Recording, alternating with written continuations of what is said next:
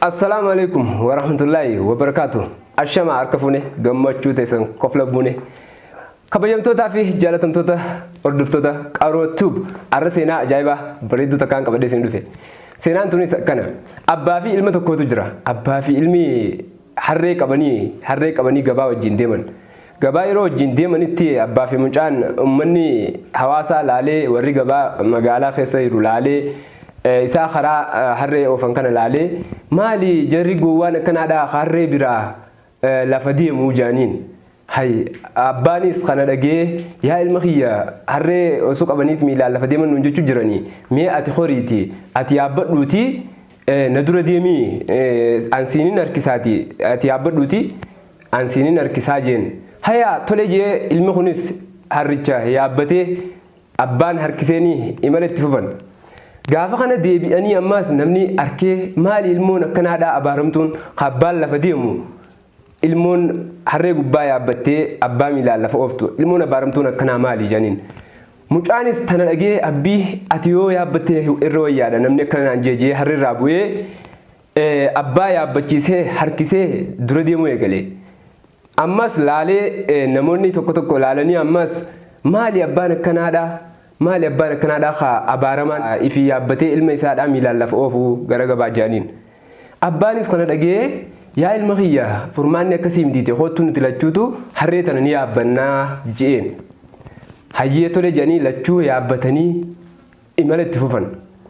Ammas jarri akkanaadhaa hongaan haa beeylada afaan hin beekne nama lamaan yaabbatee yaa'uu ja'aniin. Abbaan mucaatii fi mucaanis kana dhaganii yaaboo namni akkana jee ammas irraa gabbu'ii janii harree tana gabaa geessuudhaaf makluuqa amma nam lamaa yaabbannee jirra dhuga baananii jedhanii miila isii lamee walitti hidhanii mukaan gamaa gamana qabanii hara gabaa osoo deemu jiranii ammas namni biroo argee laal ummata gowwaa tokko harree baadhataniitti deemanii harree fayyaa qabdu jedhaniin. Ammaan tana abbaa fi ilmilleen dubbii namaa jalaa bahuu hin dandeenye. Saniifuu furmaanni jiru harruma tanaa'uu darbinee galuudhaa jedhanii darbanii hara manaa galan. Akkana gaa dubbiin namaadhaa yoo ati gaa akka waan takka hojjettee dubbii namaa dhaguu dhabuun dubbii namaa yoo dhageessee akkanatti qileesi geessa dubbii namaa hin dhageen obboleessa kiyya. Sigalee harreen darbamtee qullatti hafuu dandanii jiranii jechuudha. Ilmi namaadhaa waan jiru dhabu obboleessoo adeemsa keetti fufi. Arraan tana nama Oromoodhaa kaseenaa tanaa wajjin wal fakkaatus qabadheetiin oduu haala yerootii wajjin deemtu irratti isin haasee isin himuuf deema. Ummata keenya kabajamu seenaa kana erga dhageenyeerraa kan ka'u ummanni faranjidha jecha namaatiin duban deebi'u imala isaa kaayyoo isaa dura qofa laalee deemuu danda'u qaba. Ni milkaa'a wanni ati yaaddi ammaaf gaarii ta'uu baatullee irra deddeebitee jecha namaatiif bottaan kan inni gaafa atitti milkooytee abbaa qubeedhaa taatee yaamamtu abdiidhaan yoo rabbiin umrii nu dheeresse inshaallah arguuf jiraannaa. Ummata keenya nama waan haaraanas boo hamilee keessa cabsu dhiisa haa yaalu yaada bareedaa sanuu hin finne warri arrabsoo baay'iftan warri ilaalcha ogummaa keessanillee seeraan ittiin fayyadamne noo akkasii miti dhaabbadhaa bakka jirtanii fi akkanatti beekaadha. Umarratti warra na hordofaa jirtan karaa foddaa Qaroo Tubeetiin wanni dhaamu fadhu milkaa'inni waa torbatti haajama.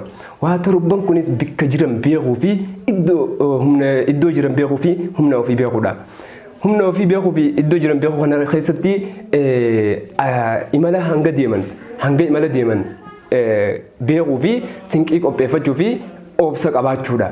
Kanarratti wanni siin milkoon hin jiru. Ammas waan imala itti deemu kana jechuun irra deddeebiin shaakaluudha. Irra deddeebiin shaakaluu firii isaa arguudha. Milkaa'inni uumama torban kana qofatti gaan isin jaa warri chaanala kiyyaaf haara taatan Qaroo Tube subscribe godhuun dawgatinaadha. Seenaa hayyoota birootis bareedduu katana bareeddu qabadhee kan waan hin dhufu deemuuf jecha hanga seenaa bareedduu tabiraa qabadhee isiniif dhufuuf hanga sittuu isin chaanala keenya warri subscribe godhin haara taatan subscribe godha. Warri kun ammoo like share godhu kommentiidhaan yaada keessan nu hin dagatinaadha. Galatooma horaa bulaa deebanaa.